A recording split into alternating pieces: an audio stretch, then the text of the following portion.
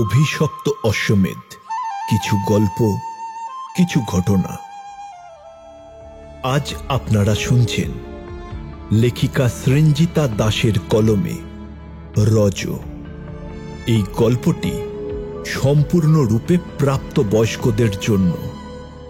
একটি ছোট্ট অনুরোধ, আমাদের গল্প ও পরিবেশনা যদি আপনাদের ভালো লেগে থাকে, অভিশপ্ত অশ্বমেধ এই চ্যানেলটিকে সাবস্ক্রাইব করে আমাদের সাথে থাকুন। শুরু হচ্ছে সৃঞ্জিতা দাসের কলমে রজ।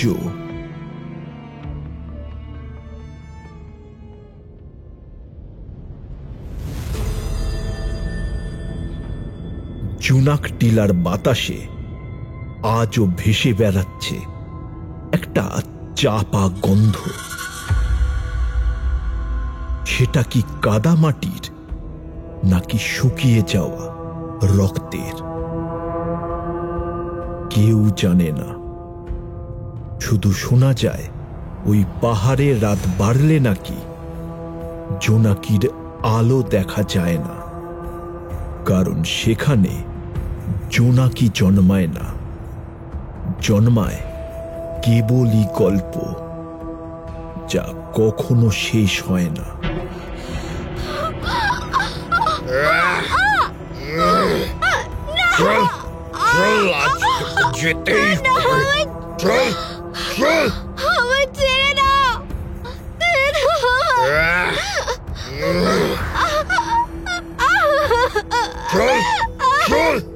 মৃত্তিকা স্ব ইচ্ছায় এই রক্তকমলিনী সাধনার অংশ হতে চায়নি।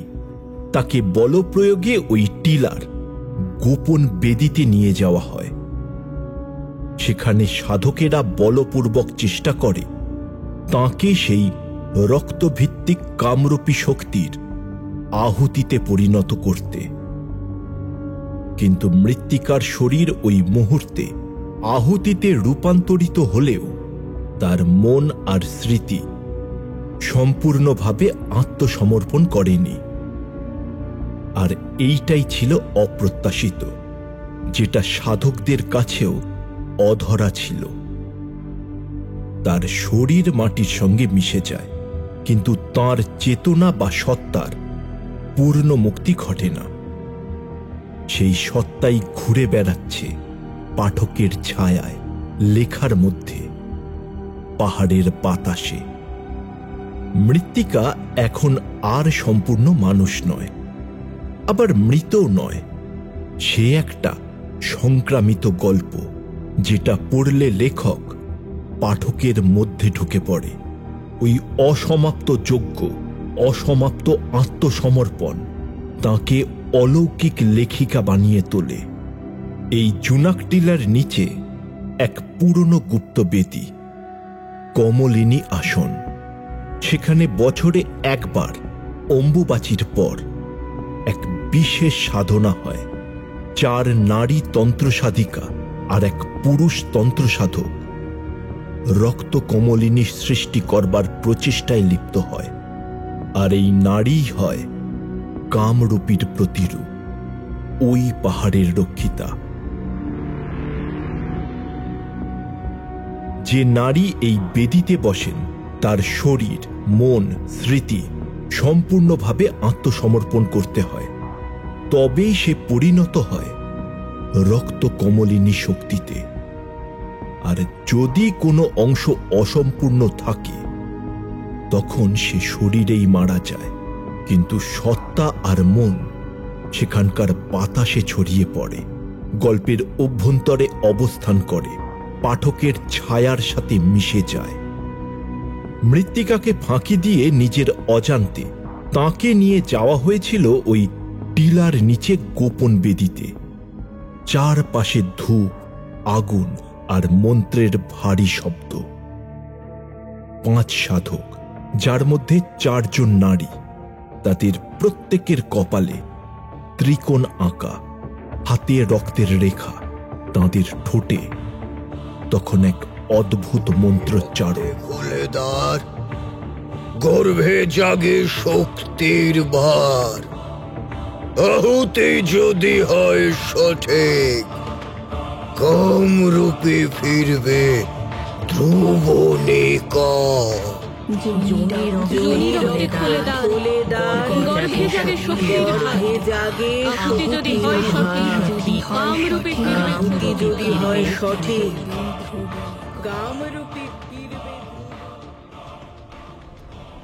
তারা চেয়েছিল মৃত্তিকার শরীরই হোক ওই রক্ত কমলিনী সাধনার আহুতি। এখনো মাঝরাতে কেউ কেউ শুনতে পায় মন্ত্রের ফিসফাস। তখন অদৃশ্য কারোর খালি পা টিলার পাথরে পড়ে, হাতে লাল পদ্ম, কপালে আঁকা ত্রিকোণ। লোকে বলে তিনি নাকি মৃত্তিকা, সম্পূর্ণ মানুষ নয়, আবার সম্পূর্ণ মৃত নয়। সে একটা সংক্রামিত গল্প, যে গল্পের নায়িকা গল্পের লেখক বা লেখিকা ছাড়াও আজও জীবিত, পাঠকদের শরীরে ছায়ার মতো গেঁথে যায়। যাকে সে ছুঁয়ে যায় তার কপালেও নাকি ফুটে ওঠে সেই ত্রিকোণ। কি তুমি প্রস্তুত তো শুনতে? তাহলে শুরু করা যাক।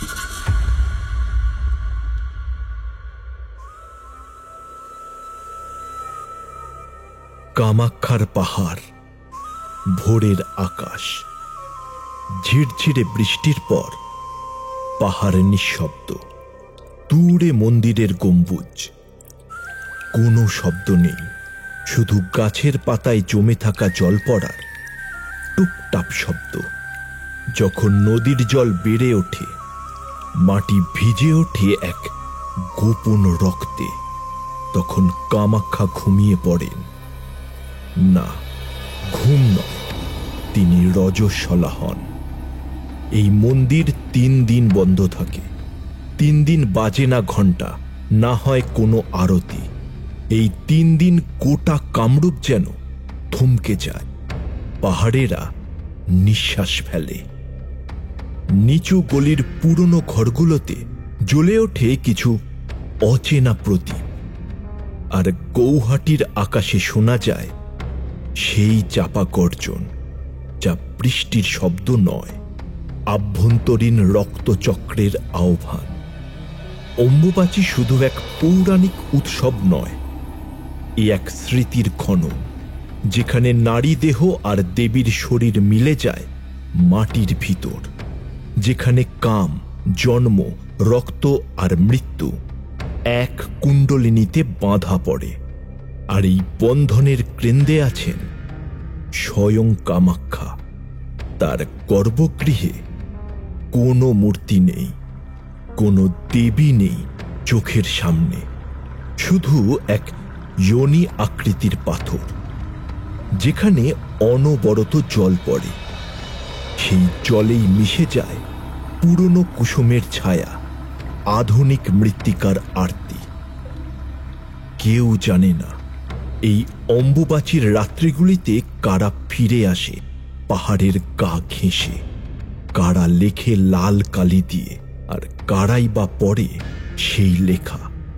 কেউ বলে প্রতি যুগে একজন নারী জেগে ওঠে, যে নিজেই জানে না সেই কুসুম। সে লেখে, আর তার লেখার ছায়া বুনে যায় তন্ত্র, ভয় আর মুক্তির বীজ। এইবার সেই নারী হল আমি, সেই মৃত্তিকা সেন। যখন নদীর জল বাড়ে, মাটি ভিজে ওঠে গোপন রক্তে, তখন দেবী ঘুমান না, তখন দেবী রজস্বলা হন। তখনই জাগে স্মৃতি, জাগে পাহাড়। আর একদিন এরকম ভাবেই আমি জেগে উঠেছিলাম। সেই ঘুমন্ত মাটির নিচ থেকে আমি জেগে উঠেছিলাম, যেখানে কামাক্ষার তন্ত্র এখনো নিঃশ্বাস ফেলে। কলকাতার দক্ষিণ শহরতলির এক পুরনো দোতলা বাড়ি, যার নাম পালাশ বাড়ি। ইট সুরকি মাখানো দালানে শাল কাঠের দরজা, যার গায়ে সময়ের হাতের আঁচড়। এই বাড়ির এক কোণে সিঁড়ির ওপর ঝুলন্ত একটা ঘরে থাকে মৃত্তিকা সেন। 30 পার করা, চুপচাপ, কৌতূহলী আর কিছুটা ক্লান্ত। বাইরে থেকে যাকে দেখে সহজেই বোঝাই যায় না তার ভেতরে কতটা শব্দে ভরা। সে লেখিকা, সাহিত্যই তার একমাত্র আশ্রয়, যেখানে সে নিজেকে খুঁজে পায়। তবে সে কোনো প্রেম বা পরিবার নিয়ে লেখে না, লেখে মৃত, হারানো, ঘোরে ভরা পুরনো কাহিনীগুলোর ছায়া ঘেঁষে। ভূত, তন্ত্র, কামনা আর আত্মার ভাঙন নিয়েই তাঁর জগৎ। পুরনো কাঠের দরজা, জানালার ধারে ড্রাফটিং টেবিল, তার উপর অগোছালো পাণ্ডুলিপি। মৃত্তিকা কিছু লিখছে, তার মুখে তখন অবসন্নতা, চোখে এক নীরব গভীরতা। আমি শুধু লিখতেই চেয়েছিলাম, অথচ আমি কোনোদিনই বুঝতে পারিনি এই লেখাই একদিন আমাকে লিখবে। 6 মাস আগেকার ঘটনা। পিসিমা দিব্য সেনার নিথর দেহ, তার মাথার পাশে তাম্রপত্র। দিব্যসেনা সেন মৃত্তিকার পিসিমা। শহরের এক পুরনো ফ্ল্যাটে মৃত্তিকার সঙ্গেই থাকতেন। বাড়ির লোকেদের সঙ্গে তার যোগাযোগ ছিল না বললেই চলে। বাইরের মানুষের কাছে তিনি নিছকই একক, চুপচাপ, একটু অদ্ভুত লেখিকা। কিন্তু অন্দরমহলের মানুষেরা জানত তিনি শুধুই লেখিকা নন, তিনি তন্ত্র, পুরনো লোকবিশ্বাস আর আসামের রহস্য ঘেরা ইতিহাস নিয়ে গভীর গবেষণায় মগ্ন ছিলেন। মৃত্তিকার কাছে তিনিই ছিলেন মা মরা জীবনের ছায়া মা, গৃহগুরু। ছোট থেকেই পিসিমার সঙ্গেই বড় হওয়া, তাঁর ধূপ ধুনোর ঘ্রাণ, পুরনো পুঁথি আর অদ্ভুত নকশাওয়ালা কাগজের মাঝে কাটানো সন্ধ্যা, সবকিছুতেই পিসিমার ছাপ। কিন্তু পিসিমার একাকিত্ব জীবনের গভীরে ছিল অসমের কামরূপ, পাহাড়, পুরনো রক্ত, স্মৃতির রহস্য। মৃত্তিকা বুঝতে পারত না সবটা, কিন্তু রাত বাড়তেই পিসিমার ঘর থেকে ভেসে আসত মৃদু মন্ত্রধ্বনি, পুরনো তাম্রপত্র আর জোনাকির মতো নড়া আলো, সবই চোখে পড়ত তাঁর। জনি রক্তে খোলে দ্বার, গর্ভে জাগে শক্তির ভার। আহুতি যদি হয় সঠিক, কামরূপে ফিরবে ধ্রুব নিকট। মাস 6 আগে এক মাঘী পূর্ণিমার রাতে পিসিমা হঠাৎ মারা যান। তবে কোনো অসুস্থতা বা কোনো পূর্বাভাস ছিল না। শেষ মুহূর্তে মৃত্তিকা যখন জলের গ্লাস এগিয়ে দিয়েছিলেন পিসিমার দিকে, তিনি খুব ধীর কণ্ঠে শুধু বলেছিলেন, কামরূপে যা মৃত, ওখানে কিছু আছে তোর জন্য, আমার অসমাপ্ত কাজ। সেই রাতের পর থেকে মৃত্তিকার জীবনের ছন্দটাই বদলে যায়। পিসিমার মৃত্যুর পর ফ্ল্যাটের পুরনো কাঠের আলমারির গোপন কক্ষে সে খুঁজে পায় অসমের একটি পুরাতন মানচিত্র, যেখানে জুনাক টিলা লাল কালিতে খচিত, একটা অদ্ভুত তাম্রপত্র যার গায়ে ত্রিকোণ প্রতীক, পিসিমার হাতে লেখা ডায়েরি, যার শেষ পাতায় কেবল লেখা, আমার বিশ্বাস তুই এই ত্রিকোণ খুলবি, এই গল্পের শেষ করবি।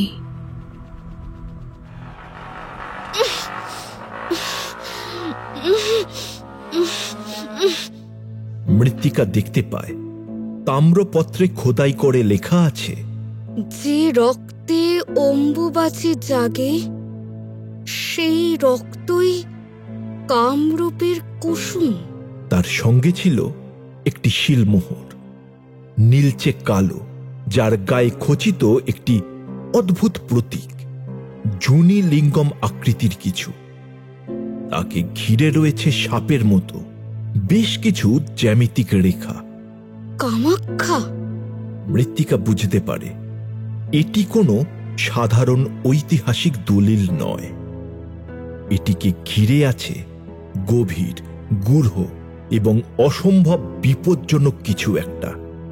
তার লেখার বিষয় যেহেতু প্রাচীন তান্ত্রিকতা, তাই সে জানে অম্বুবাচী কেবল কামাখ্যা মন্দির বন্ধ থাকার তিথি নয়, এটি এক আধ্যাত্মিক সংকেত। এটি সেই সময় যখন দেবী নিজেই বিশ্রামে যান, রজস্বলা হন। কামরূপে যা, কামরূপে যা মৃত, ওখানে কিছু আছে তোর অপেক্ষায়, অসমাপ্ত কাজ। রক্ত শুকায় না রে, ভূমি সে রক্ত ফেরত চায়। লেখা যখন থামে, শরীর লেখে, আর শরীরের লেখা কেউ মুছতে পারে না। এই শরীর যদি কাগজ হয়, তবে রক্তই হোক শেষ কবিতা। মৃত্তিকা যেন বুঝতে পারে এই লেখা থেকে আর ফিরে যাওয়ার কোনো পথ নেই। আমি প্রথমে এই সব কিছু পাত্তা দিইনি। ভেবেছিলাম এই সব কিছুই শেষ সময়ে পিসিমার অবান্তর কথা, কিন্তু এসব অবান্তর কথা নয়। ওই তাম্রপত্রের খোদাই, ওই শিলমোহরের ঠান্ডা ছোঁয়া। না না, দিনে দিনে আমি বুঝলাম এটা শুধুমাত্র কথা নয়, এটা একটা ডাক। এই ডাক আমাকে ডাকছে, এই ডাক আমাকে ডেকে নিয়ে যাওয়ার জন্য। শাস্ত্র বলে এই সময় শক্তির ঘুম ঘটে, কিন্তু মৃত্তিকার পড়াশোনায় সে বারবার জেনেছে। তান্ত্রিকরা বলেন এই ঘুম এক মোহময়ী মৃত্যু, আর সেই মৃত্যুর ফাঁকেই ঘটে যায় সেই নিষিদ্ধ তপস্যা। তাম্রপত্রের বাক্যটি যেন মৃত্তিকার ভেতরে কোথাও গিয়ে বাজে। সে কয়েক রাত ঘুমোতে পারে না, মাথার ভেতর গুনগুন করে সেই লাইন। রক্তে অম্বুবাচী জাগে, জাগে কামরূপের কুসুম। আর কুসুম কে? সে কে? এই কুসুম? এই সব কিছুর সূত্র খুঁজতেই মৃত্তিকা শেষমেশ ঠিক করে যাব, আমি যাব সেখানে। আমি সেইখানে যাব যেখানে এই পথ শেষ হয়। হ্যাঁ, কামরূপ কামাখ্যা, আমি যাব তার কাছে। অম্বুবাচীর ঠিক শুরুতে যখন মন্দির বন্ধ থাকে, তখনই নাকি দেবীর আসল রূপ গোপনে প্রকাশ পায়। পূর্ব ভারত ভ্রমণের জন্য লেখকদের একটা গবেষণার তহবিল পেয়েছিল সে বছরখানেক আগে। সেটাই কাজে লাগায়। কাউকে কিছু না বলে এক জুনের ভোরবেলা সে রওনা দেয় কামরূপের পথে। একটি ক্যামেরা, কিছু লেখার ডায়েরি, পিসিমার শেষ চিঠি আর সেই রহস্যময় তাম্রপত্র নিয়ে। স্টেশনে পৌঁছানোর আগে মৃত্তিকা শেষবার নিজের ঘরটার দিকে ফিরে তাকায়। দরজার ফাঁক দিয়ে দেখে আলো আঁধারিতে টেবিলের উপরে তার শেষ লেখা বইয়ের পাণ্ডুলিপি পড়ে আছে, যার নাম ভৈরবী মন্ত্র। তার মন বলে ওঠে, এইবারে লেখা আর কোনো কল্পনা নয়। এইবার আমি যা লিখব তা আমাকে লিখবে। অম্বুবাচীর ঠিক আগে, যখন দেবী কামাখ্যা ঘুমিয়ে পড়ে, তখনই আমি এলাম।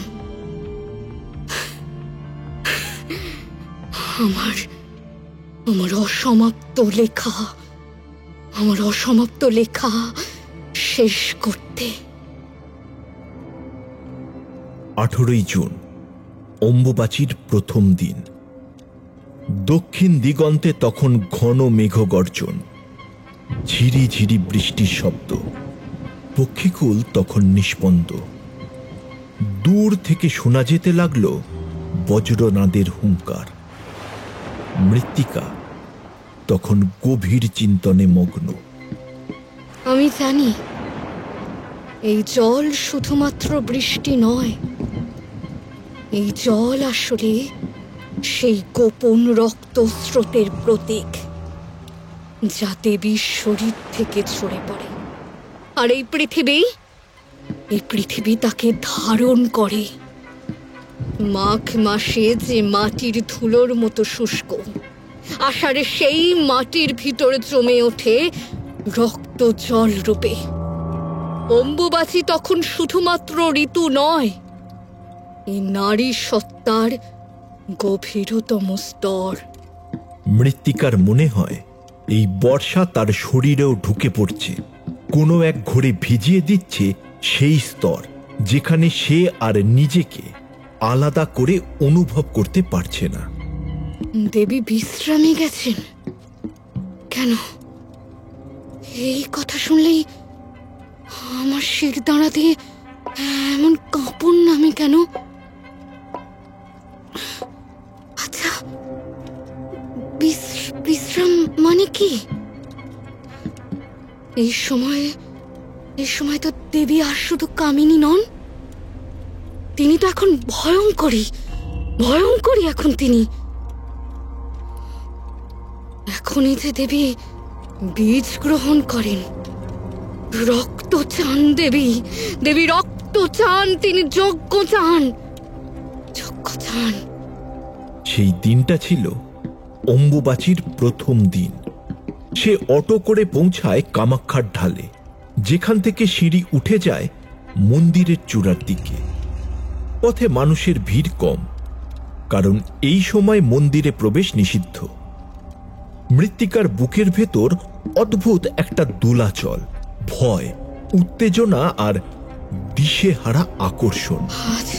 আজ মন্দিরের ফটক বন্ধ, পূজা ব্রত সব বন্ধ। সবাই জানে দেবী বিশ্রামে, কিন্তু দেবী তো বিশ্রামে নয়। আমি জানি এই বিশ্রামের ভিতরে লুকিয়ে আছে অন্য কিছু, একটা তিমির পথ, একটা ছায়া। সেখানে আত্মা নীরব হয় আর জেগে ওঠে অন্য কিছু।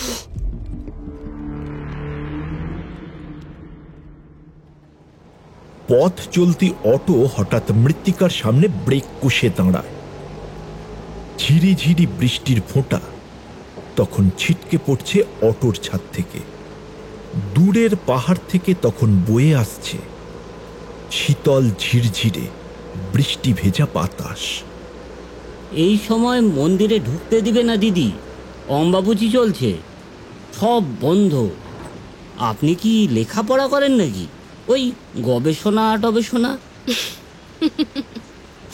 ঠিকই ধরেছেন, আমি লেখিকা। নারী দেবী অম্বুবাচী নিয়েই এবার। এই সময়ে কামাখ্যা পাহাড়ে অনেক কিছু ঘটে দিদি।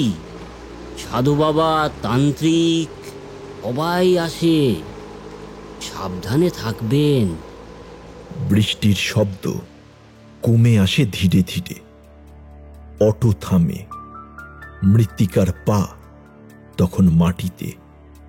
চারপাশে ঘন বনাঞ্চল, পাথরের ধ্বংসস্তূপ, শাল পাতার ঘ্রাণ, পায়ের পাতায় কচকচে আওয়াজ, দূর থেকে কোনো অজানা পাখির ডাক।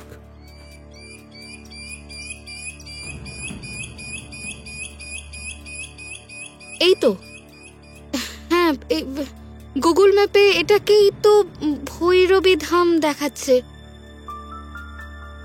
লোকজন বলেছিল ভৈরবী ধাম অভিশপ্ত, তান্ত্রিক নারীদের পুরানো আশ্রম, আর আগুনে নাকি সবকিছু পুড়ে গিয়েছিল এককালে। আমি জানতাম আমাকে সেখানেই যেতে হবে। মৃত্তিকার ভিতরে এক শব্দ তখনও বাজছিল, যে রক্তে অম্বুবাচী জাগে সেই রক্তই কামরূপীর কুসুম। ধামের দরজা ঠেলে মৃত্তিকা ভিতরে প্রবেশ করে। জায়গাটা দেখলেই গাটা ছমছম করে ওঠে।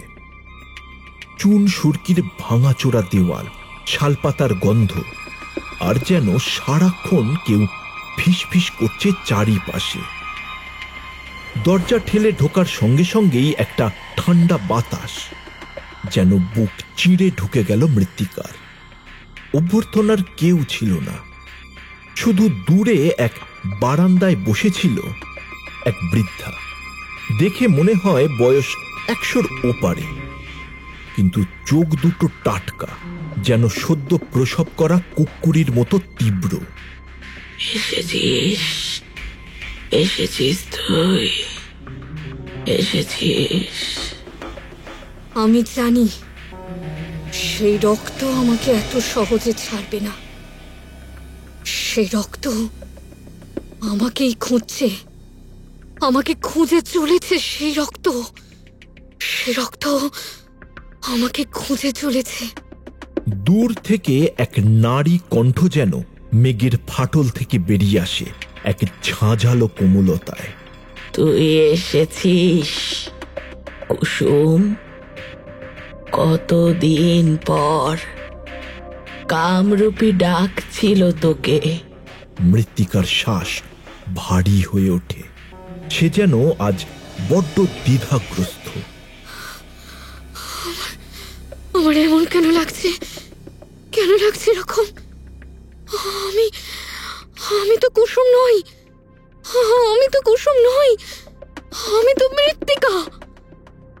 আমার এমন কেন লাগছে? বলতেই হেসে ওঠে বৃদ্ধা। সেই হাসিতে কান্না, বিদ্রুপ, স্মৃতি আর ভয় একসঙ্গে মিলেমিশে আছে। তোর নাম কেবল একখানা মুখোশ। তুই সেই রক্ত কমলিনী যার শরীরে অসমাপ্ত যজ্ঞ চলছিল। শেষ হয়নি, তাই তুই ফিরে এলি। এবার পূর্ণ হবে। অম্বুবাচী এবার জাগবে পুরোপুরি। বৃদ্ধার নাম চণ্ডালিকা। তিনি বলেন এককালে তিনিও ছিলেন তপস্বিনী। তখন ভৈরব ধাম ছিল তান্ত্রিক নারীদের গোপন সাধনপীঠ। সেখানে ষোড়শী বালিকার রক্তে কামরূপী দেবীর এক গোপন রূপ, রক্তের শরীর আহ্বান করা হতো। কিন্তু যজ্ঞ তখন অসম্পূর্ণ থেকে যায়, কারণ এক ষোড়শী পালিয়ে গিয়েছিল, যার নাম ছিল কুসুম। চণ্ডালিকা নিশ্চিত কুসুম সেই মৃত্তিকারই পূর্বজন্ম।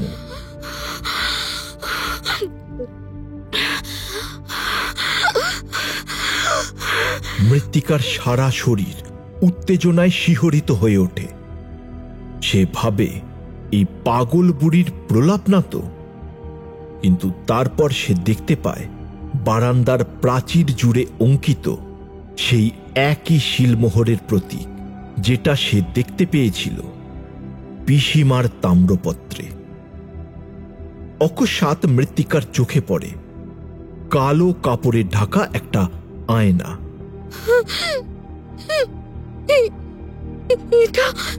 এটা কি হচ্ছে আমার সাথে?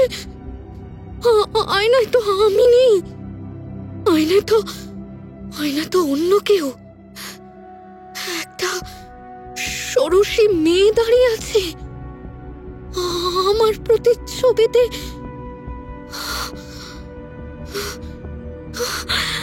এই মেয়ে যে আমার অচেনা, আমি তাকে চিনি না। কে? গায়ে পুরনো লাল সাদা শাড়ির রেখা, ঠোঁটে নীল কালির দাগ। আমি পারছি না ওর চোখের দিকে তাকাতে। ওর চোখে ঝুলে আছে একটা অজানা অভিশাপ।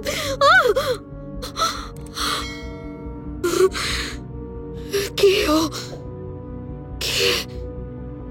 ওকে দেখে আমার বারবার মনে হচ্ছে ওর যেন জন্মই হয়েছে কারোর অসমাপ্ত গল্পে।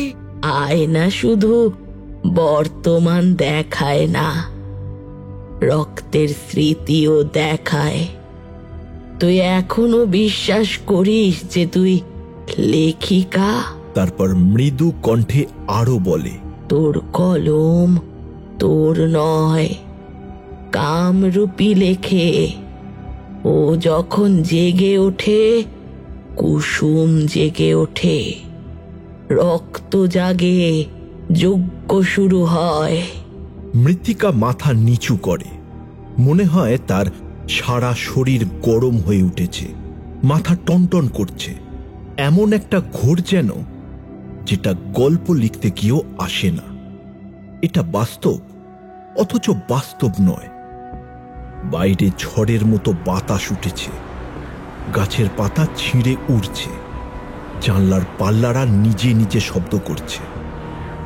চণ্ডালিকা তখন মৃত্তিকার কানে কানে ফিসফিস করে বলে, এইবারে রম্বুবাচিতে তুই শেষ রক্ত দিবি, তাহলেই খুলবে কামরূপীর আসল দরজা।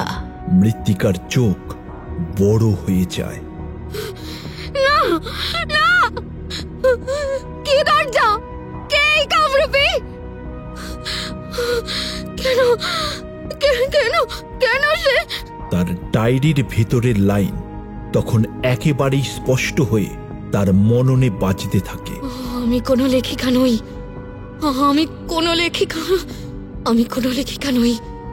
আমি সেই শরীরে যার ভিতর দেবী লিখতে চান রক্ত, যার রক্তে দেবী লিখতে চান।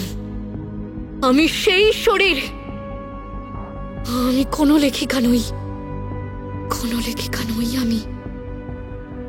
ভৈরব ধামের ঘরগুলো যেন গিলে নেওয়ার মতো।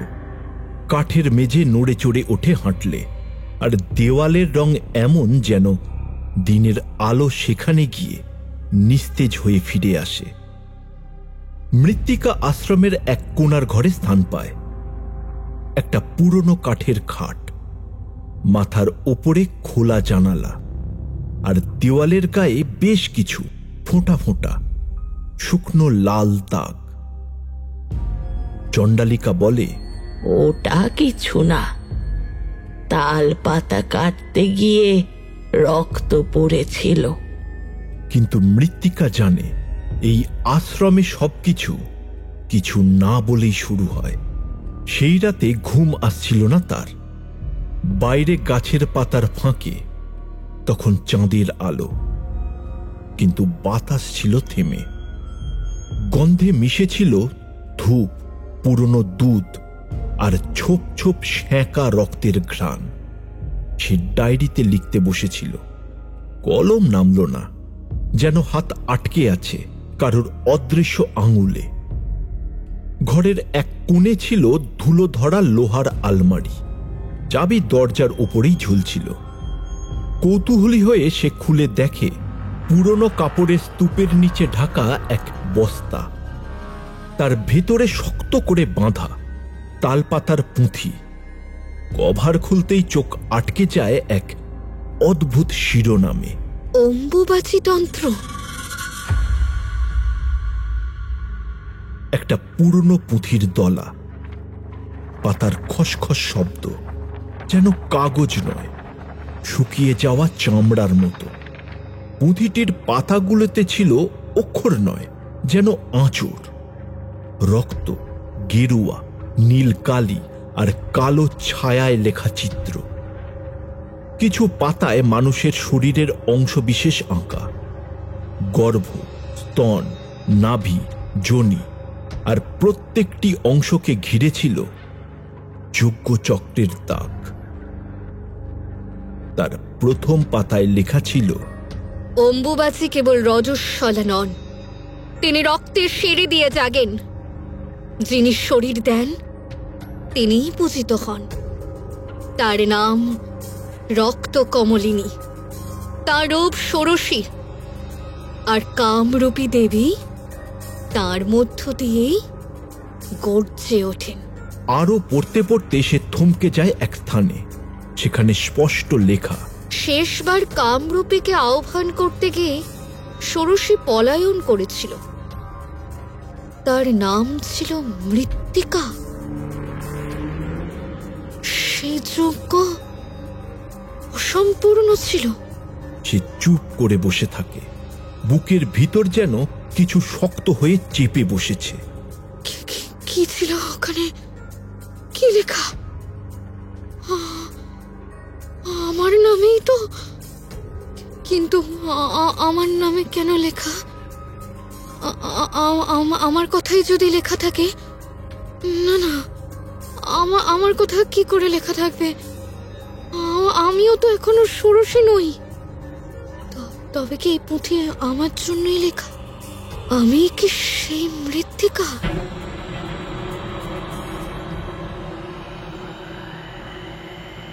মাথার ভিতর আওয়াজ শুরু হয়, ফিসফাস, নারী কণ্ঠ, তীব্র ও কর্কশ, যেন নিজের মধ্যেই অন্য কারোর উপস্থিতি।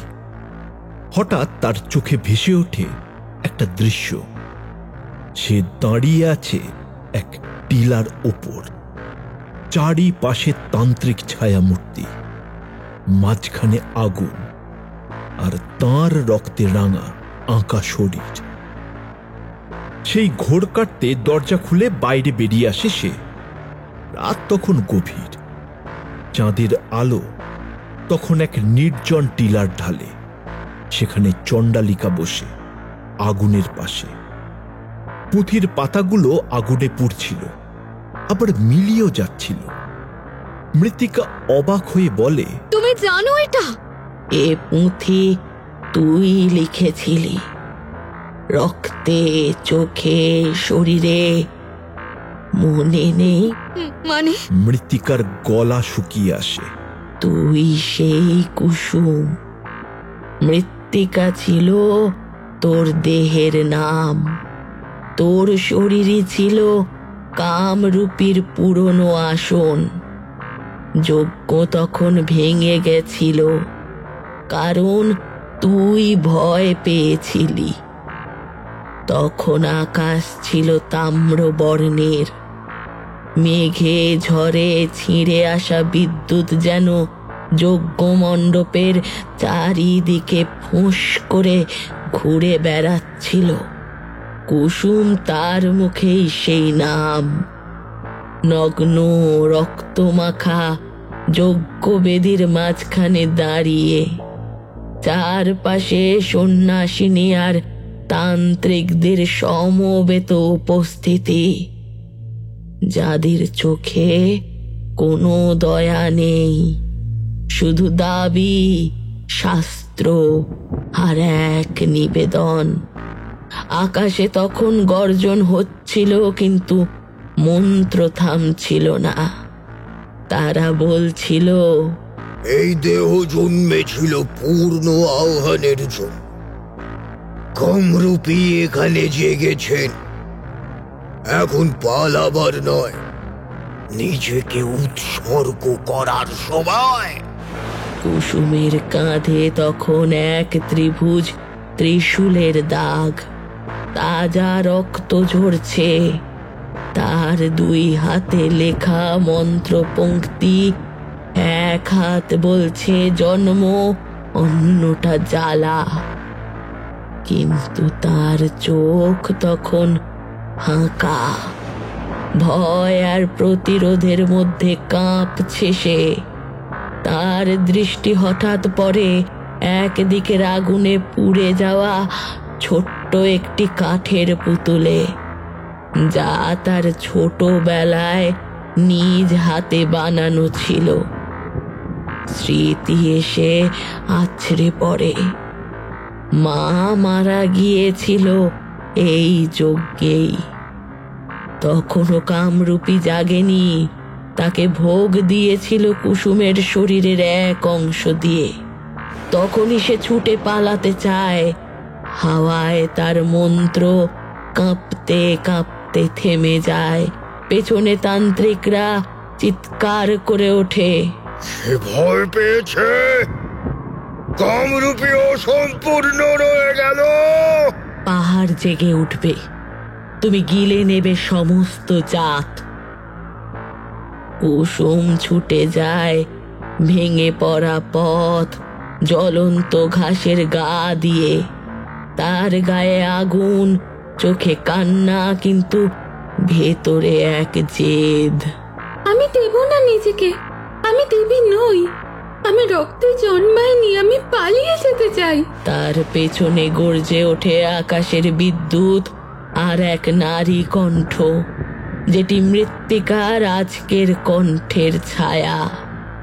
তুই আমার থেকে মুখ ফিরিয়ে নিয়েছিস, তোর ভয় আমি অসম্পূর্ণ। তুই ফিরবি, একদিন ফিরবি, রক্ত দিয়ে, চোখের জল দিয়ে, আর সেই যজ্ঞ জাগবে আবার। ফ্ল্যাশব্যাক ছিঁড়ে যায়। মৃত্তিকা হাঁপাতে হাঁপাতে সিঁড়ির ধাপে বসে পড়ে যায়। শরীরের ভিতর যেন গলগল করে আগুন উঠছে। গলায় যেন আটকে আছে শত শত না বলা শব্দ, আর ঠোঁট কাঁপছে। সে চুপ করে শোনে। আর সেই নিশুতি রাতে পাহাড়ের পেটের ভেতর থেকে ভেসে আসে একটা ধীর পাথুরে গলা। এবার শেষ নয়, এবার আর পালাবি না। কামরূপী রাগী হয়েছে, তাকে এবার জাগাতে হবে, না হলে এই মাটি গিলে নেবে আমাদের সকলকে। মৃত্তিকা আর দাঁড়িয়ে থাকতে পারে না। সে দৌড়ে চলে যায় নিজের ঘরে, দরজা বন্ধ করে দেয়। তার বুক ধকধক করছে। পুঁথির ছবি, নিজের নাম, অতীতের ছায়া, সব মিলিয়ে মাথার ভিতর বাজছে এক অজানা মন্ত্র। সে চেয়ারে বসে, আয়নার দিকে তাকায়, আর সেখানেই আয়নায় দেখতে পায় আয়নার কুয়াশা ভরা গায়ে একজন কিশোরী, লাল পাড় সাদা শাড়িতে, মাথায় চন্দনের ফোঁটা, চোখে অলৌকিক দৃষ্টি। সে কিচ্ছু বলে না, শুধু ধীরে ধীরে আঙুলের ডগা দিয়ে নিজের কপাল ছুঁয়ে একটি রক্ত ফোঁটা অঙ্কন করে। আর সেই সময় ঘরের ভিতর শোনা যায় এক গর্জনের মতো শব্দ। উৎপন্ন হও, রক্তে কামরূপী জাগে। তারা মৃত্তিকার দিকে তাকিয়ে থমথমে কণ্ঠে উচ্চারণ করে, কুসুম ফিরে এসেছে, কামরূপীর যজ্ঞ এবার সম্পূর্ণ হবে। মৃত্তিকার গা দিয়ে তখন টপ টপ করে রক্ত পড়ছে, যেন সেটা রক্তের স্রোত নয়, রক্ত বৃষ্টি। মাথার খোঁপা খুলে গেছে, চুল এলোমেলো, ঠোঁটে কোনো মন্ত্র বসে আছে। সে নিজেও জানে না কি উচ্চারণ করছে, কিন্তু গলা দিয়ে বেরোচ্ছে অন্য নারীর কণ্ঠ, যেন শতাব্দীর পুরনো কারোর ভয়াল স্মৃতি। স্বপ্ন ভাঙলে সে নিজেকে খাটের পাশে পড়ে থাকতে দেখে। কপালে ঘাম, বালিশে অল্প রক্ত। নিজের ঠোঁট ছুঁয়ে দেখে কেটে গেছে, কিন্তু কখন, কিভাবে? দিনের বেলায় সে যখন লেখার জন্য বসে, তার আঙুল হঠাৎ চলতে শুরু করে অন্যরকম ভাবে। যেসব শব্দ সে লিখতে থাকে তার নিজের নয়, পুরনো সংস্কৃত প্রাচীন শব্দাবলী, যা সে চেনেই না। তোমার শরীর আমার অর্পণ। তুমি কলম নয়, তুমি পত্র।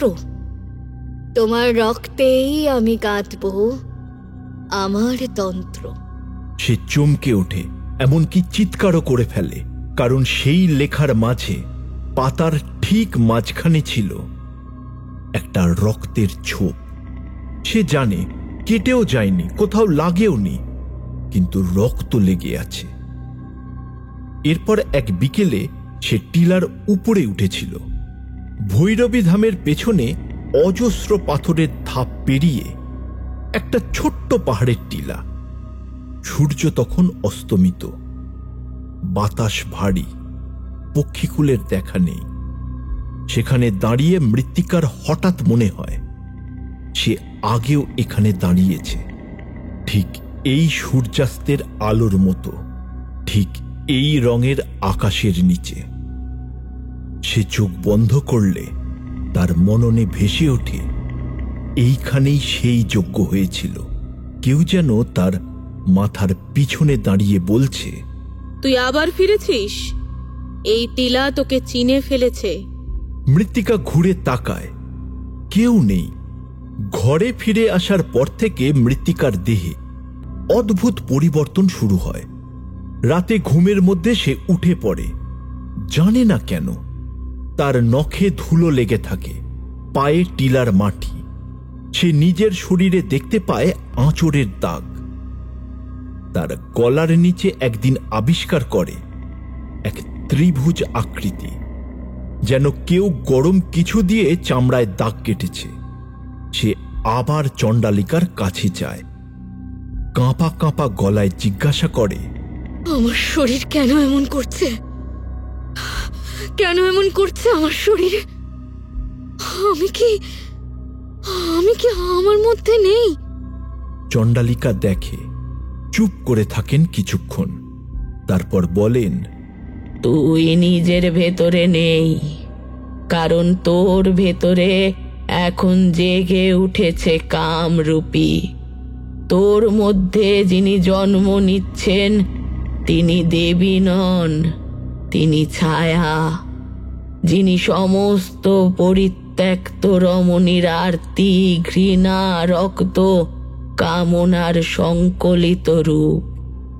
তুই এখন মাটি, আর ও জন্ম নিচ্ছে তোর ভেতর। মৃত্তিকা বুঝে যায় এখন সে লিখতে পারছে না, কারণ লেখা এখন তাঁকে লিখছে। তার নিজেরই শরীরকে অচেনা লাগছে। চুলের গন্ধ পরিবর্তিত হয়েছে, মুখে এক অদ্ভুত দীপ্তি, যা নিজেকে আয়নায় দেখতে গিয়ে বুঝতে পারে চোখটাও ওর নয়, অন্য কারোর। সে আর ভয় পায় না, কারণ ভয় করবার ক্ষমতাটাও আর তার নিজের হাতেই নেই। রাতটা ছিল অম্বুবাচীর তৃতীয় রাত। চাঁদ নেই আকাশে, কেবল অন্ধকার, আর কানের পাশ দিয়ে ঘুরে বেড়ানোর মতো অদ্ভুত এক শব্দ। না ঠিক বাতাস, না ঠিক কান্নাও না। মৃত্তিকার ঘুম হচ্ছিল না, ঘুমোতেও পারছিল না। শরীরে যেন হালকা জ্বরের মতো উত্তাপ, কপালে ঘামে ভিজে, বুক ধকধক করছে। ঠিক তখনই তার ঘরের দরজা শব্দ করে খুলে যায়। কেউ টোকা দেয়নি, অথচ হাওয়াও থেমেছিল। চণ্ডালিকা দাঁড়িয়েছিলেন বাইরে, চোখে আগুনের মতো আলো, কণ্ঠে কোনো আবেগ নেই। তিনি শুধু বললেন, সময় হয়েছে, ওই টিলা ডাকছে। তার পেছনে দাঁড়িয়েছিল আরো 4 জন, 3 জন নারী ও 1 জন পুরুষ। প্রত্যেকের মুখ ঢাকা, কালো ঘোমটায়, গায়ে ছাই কালো পোশাক। মৃত্তিকার মনে পড়ে যায় সেই পুরনো পুঁথির পাতা, যেখানে এই সংখ্যাটাই বারবার ফিরে আসছিল। 5 তান্ত্রিক, 1 রক্ত কমলিনী। তারা একে একে পাহাড়ের পেছনের টিলার দিকে হাঁটতে শুরু করে। মৃত্তিকা কেমন ঘোরের মধ্যে হাঁটে, জিজ্ঞেস করে না কিছুই। তার পা আর নিজের নয়, শরীর যেন চালাচ্ছে অন্য কেউ। টিলার উপরে পৌঁছে সে দেখতে পায় মাটি আঁকড়ে রয়েছে একটি অদ্ভুত চক্র, যেন আগে থেকেই খনন করে প্রস্তুত করে রাখা হয়েছে। চারিদিকে ছোট ছোট আগুনের বৃত্ত, আর তার মাঝে একটি বেদী, কৃষ্ণ পাথরের তৈরি, যার গায়ে খোদাই বিশৃঙ্খল প্রতীক, রজ, রক্ত, স্তন, যোনি, নাভি, সৃষ্টির মূর্ত চিহ্ন। তাঁরা মৃত্তিকাকে নিয়ে বসায় সেই বেদীর মাঝে। চণ্ডালিকা তার কপালে আঁকে এক ত্রিকোণ চক্র, 3 কোণার মাথায় রক্তের ফোঁটা, মাঝখানে অঙ্কিত এক যোনির মতো প্রতীক, আর তার উপরে এক চোখ। মৃত্তিকা কাঁপে না, সে অনুভব করে শরীর ক্রমশ শীতল হয়ে আসছে, কিন্তু মনের ভেতরে এক আগুন তখনও প্রজ্বল্যমান। তখনই শুরু হয় এক নিগূঢ় মন্ত্রোচ্চারণ।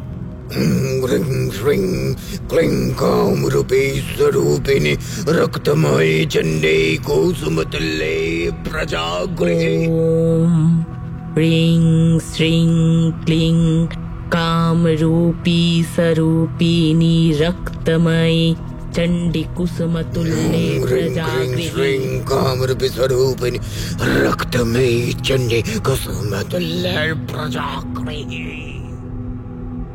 চারজন তান্ত্রিক তার শরীর ঘিরে ঘুরতে থাকে।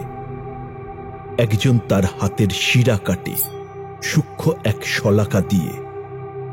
ফোঁটা ফোঁটা রক্ত গড়িয়ে পড়তে থাকে বেদির গায়ে, আর সেই রক্তে যেন পাথরের গায়ে খোদাই করা প্রতীকগুলো আবার জেগে ওঠে।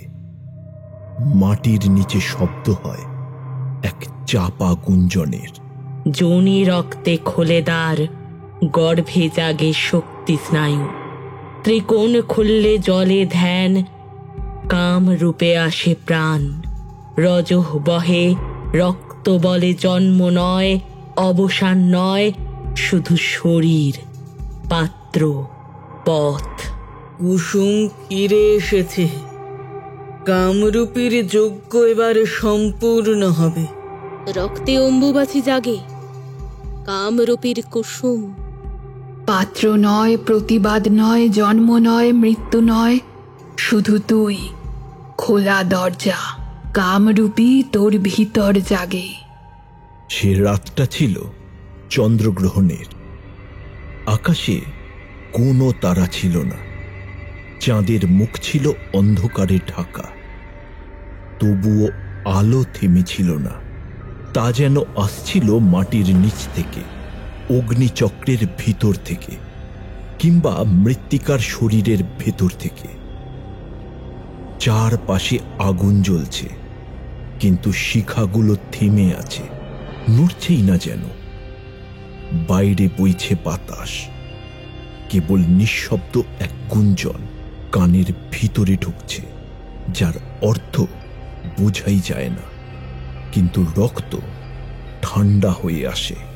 রজ, রক্ত, রতি, রজ, রক্ত, রতি। ঠিক সেই মুহূর্তে মাটির নিচ থেকে ধোঁয়ার মতো উঠে এলো এক ছায়া মূর্তি। ঠিক ধোঁয়া নয়, কুয়াশাও নয়, তা যেন ঘাম, রক্তের ঘন ছায়া, যার ভেতর তৈরি হচ্ছে একটি নারীর আকৃতি। চোখ নেই, মুখও নেই, তবুও সেখানে ছিল দৃষ্টি। চুল নেই, তবু চারিদিকে ছড়িয়েছিল কালো ভেজা কোনো শিকড়ের মতো ছায়ার চমক।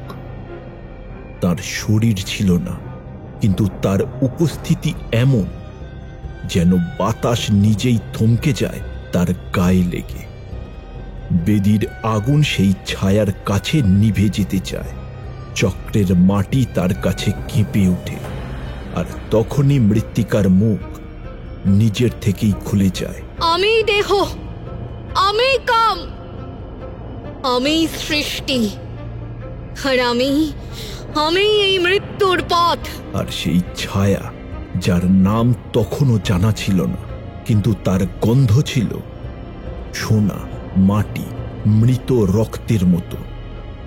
সে এগিয়ে এসে প্রথমবার বলে, আমি কামরূপী। আমি মাটির নিচে ঘুমিয়েছিলাম। তুই আমার মৃগনাভি। তোর রক্তেই আমি পূর্ণ হব। তখনই বোঝা যায় এই ছায়া কেবল কোনো দেবীর প্রতীক নয়।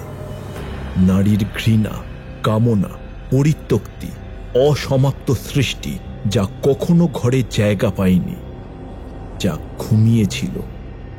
আজ সেই আত্মা মাটির বুক ফুঁড়ে উঠে এসেছে, আর মৃত্তিকার শরীর ছিল সেই দরজা। হঠাৎ করেই আকাশের কালো মেঘ থেকে নেমে আসে এক ধোঁয়ার স্রোত। যেটা ধীরে ধীরে জমাট বাঁধে এক ছায়া মূর্তিতে। চোখ নেই, মুখও নেই, কিন্তু চুলের মতো কিছু আছে যা কুয়াশায় লিপ্ত। সেই ছায়া ঝুঁকে পড়ে মৃত্তিকার দিকে। মৃত্তিকার ঠোঁট থেকে নিজে নিজে মন্ত্র বেরোতে থাকে। সে নিজেও জানে না কিভাবে। আমি দেহ, আমি কাম, আমি সৃষ্টি, আমি আমি এই মৃত্যুর পথ। রক্ত কমলিনী জেগেছে। যজ্ঞ এখন চলবে চতুর্থ রাত্রির শেষ প্রহর পর্যন্ত। ততক্ষণ অবধি ওর শরীর আমাদের নয়, দেবীর। মৃত্তিকা তখন দাঁড়িয়ে পড়ে বেদির উপর। পোশাকের আঁচল খুলে যায়।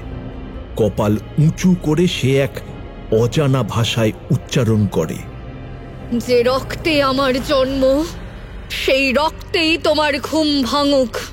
আমি তোমার আসন। বাতাস থমকে যায়। আগুনের শিখা স্থির হয়ে দাঁড়ায়। মুহূর্তের জন্য পুরো টিলা নিঃশব্দ। তারপর মাটির নিচ থেকে উঠে আসে একটা তীব্র গর্জন, যেন কেউ বহুদিন ধরে চিৎকার করতে পারছিল না। আর এখন এক রক্তাক্ত চিৎকারে পৃথিবীকে জানান দিল তার প্রত্যাবর্তন। অম্বুবাচী জেগে উঠল। জেগে উঠল টিলার নিচে আর এক জগৎ, নীরব, নিঃসঙ্গ ও নিঃশ্বাসবদ্ধ। উপরে যতটা জ্যোতির্ময়, আগুনে আলোকিত, পবিত্রতার আচ্ছাদনে আড়াল করা, আর নিচে ছিল কেবল নোনা ধরা অন্ধকার। আর সেই অন্ধকারে দিনের আলো ঢোকে না, কারণ আলো মানে প্রশ্ন, আর প্রশ্ন মানে বিদ্রোহ। এখানে কেবলই আছে রক্ত, মাটি আর আনুগত্য। সেই গুহার মাটি ছিল নরম, আঠালো, পা ফেললে যেন গিলে খেতে চায়। দেহের ভার নিজের মধ্যে টেনে নিতে চায়। দেওয়ালে আঁকা খোদাইগুলো কোনো অলংকার নয়, বরং এক একটা যন্ত্রণার দলিল। প্রাচীনতম প্রতীকগুলোর মধ্যে ছিল এক বিশাল গর্ভাকৃতি, যার ভেতরে ভ্রূণ সাদৃশ্য গুটি গুটি রেখা, একাধিক খণ্ডিত স্তনের ছাপ, অর্ধচন্দ্রের মতো বক্রজনীর রেখা, আর একটি মুখ যারা নারী ছিল না, কিন্তু নারী দেহকে নিজের গুহা রূপে ব্যবহার করেছিল। তারা কয়েকজন তান্ত্রিক, ভোগী, সাধক, অথবা সেই সব মূর্তি যাদের মধ্যে কামরূপীর ছায়া পড়েছিল, কিন্তু কখনো সম্পূর্ণ জন্মায়নি। এই গুহাই ছিল রক্ত কমলিনীর উপতনয়ন কক্ষ। এক নবীনা নারী যে নিজের ইচ্ছায় বা বিভ্রমে ঢুকেছে দেবী চেতনার দিকে, তাকে প্রস্তুত করার চূড়ান্ত স্থান। বেদির উপর তার বসা শেষ কথা ছিল না। এই গুহার ভিতরে সে আসন নয়, সে শুধুই এক পরীক্ষামূলক শরীর। তান্ত্রিকদের শরীর এখানে কেবল রক্ত মাংসের কাঠামো নয়, এক একটি শরীর ছিল ভেঙে ফেলা সাধনার ফল। তাদের উরু ও কোমর জুড়ে ছিল পোড়া দাগের মতো গাঢ় রক্তচিহ্ন। এই ক্ষতগুলো প্রতি অম্বুবাচীর তৃতীয় রাত্রে নতুন করে ছ্যাঁকা দিয়ে জাগানো হতো। তারা দিনের পর দিন উপোস করত। জিভে রাখা হতো কেবল রক্তকমল গাছের মূল গুঁড়ো আর অজগরের বিষ মিশ্রণ। এই বিষ শরীরের ব্যথা, কামনা, তৃষ্ণা সব স্নায়ু নিস্তেজ করে ফেলত। ফলে যখন তারা যজ্ঞে প্রবেশ করত, তখন তারা আর মানুষ থাকত না। তাদের দেহ কেবল এক যন্ত্র, আর মন এক অন্ধকার শূন্যতা। প্রত্যেকের গায়ে মাখানো হতো এক বিশেষ প্রলেপ, মৃগ নাভির তেল, গোমূত্র, রজবিন্দু আর গেরুয়া কালি দিয়ে তৈরি এক গন্ধহীন কিন্তু চামড়ায় লেগে থাকা তরল। এই প্রলেপ তাদের পেশিকে শক্ত করে রাখত, তাদের উন্মত্ত করে তুলত। তারা এই লেপনের মাঝে নগ্ন অবস্থায় দাঁড়িয়ে থাকত এক ত্রিভুজাকৃতি হালকা চক্রে। চোখ বন্ধ করে তারা ক্রমাগত উচ্চারণ করত এক মন্ত্র। রাজা রক্তরাথি রাজা, রাজা রাজা রক্তরাথি রাজা। রজ রক্ত রতি, রজ রক্ত রতি। রজ রক্ত রতি, রজ রক্ত রতি। তাদের বিশ্বাস ছিল এই 3 শব্দেই জেগে ওঠেন কামরূপী। এই 3-এর বাইরে আর কিচ্ছু নেই, না প্রেম না করুণা। নারী যদি নিজেকে জানে, সে দেবী নয়। নারী যদি নিজেকে ভোলে, তবেই সে পাত্র। আর কামরূপী কেবল সেই নারীদেরকেই বেছে নেন যাকে পাত্র বলা হয়। ভয়, প্রতিবাদ না থাকা এক দেহ, এক প্রবেশদ্বার। তাদের কণ্ঠে তারা বলতো, আমরা কেবল সেবক মাত্র। কিন্তু তাদের চোখের ভাষা বলতো অন্য কথা। তারা খুঁজছিল এক দেবী যার শরীর তারা দাবি করতে পারে, যাকে জাগ্রত করে তুললেই তারা ভোগ করবে। দেবীকে নয়, দেবীর শরীরকে।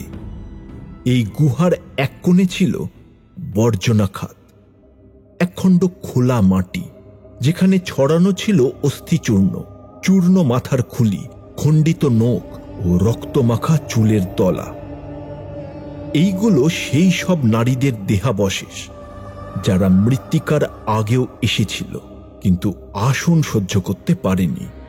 কেউ পাগল হয়ে ছুটে গিয়েছিল টিলার ধারে, কেউ হাসতে হাসতে নিজের চোখ খুঁচিয়ে ফেলেছিল, আর যারা কিছুই করেনি তাদের ঠেলে ফেলে দেয়া হয়েছিল ওই অন্ধকার কূপে, যার নাম রজপাত্র। এই কূপে জমা রাখা হতো পুরনো রক্ত। সেই রক্তে ডুবিয়ে তোলা হতো যোগ্যপাত্র, যাতে কামরূপীর শ্বাস একত্র হয়।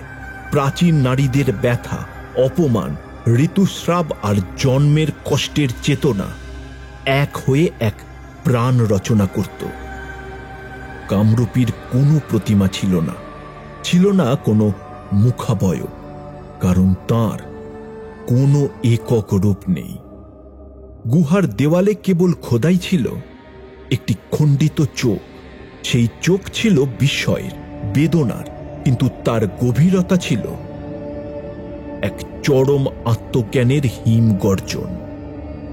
আর একদিকের দেওয়ালে লেখা ছিল রক্ত দিয়ে একটি বাক্য, যে নারী নিজেকে জানে সে কামরূপীকে জাগায় না, যে নারী নিজেকে ভোলে সে কেবল পাত্র। মৃত্তিকার নাম সেদিন দেওয়ালের নিচে খোদাই করা হয়েছিল, লাল রঙে স্পষ্ট অক্ষরে লেখা মৃগনাভি। আর তার পাশেই ধীরে ধীরে খাড়া হচ্ছিল একটি নতুন মাটির স্তম্ভ। যদি সে ব্যর্থ হয়,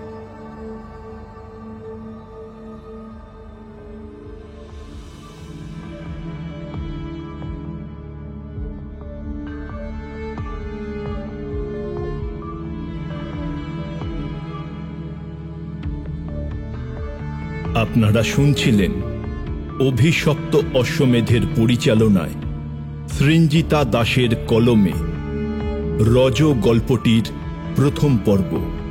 আগামী সপ্তাহে ঠিক এই দিনে এই সময়ে আমরা আবার ফিরে আসব রজ গল্পটির দ্বিতীয় পর্ব নিয়ে।